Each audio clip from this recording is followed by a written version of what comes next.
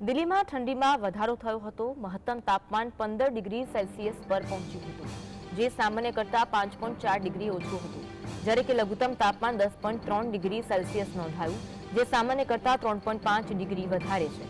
હવામાન વિભાગના જણાવ્યા અનુસાર આગામી કેટલાક દિવસો સુધી આવી જ ઠંડીની સ્થિતિ યથાવત રહેવાની ધારણા છે।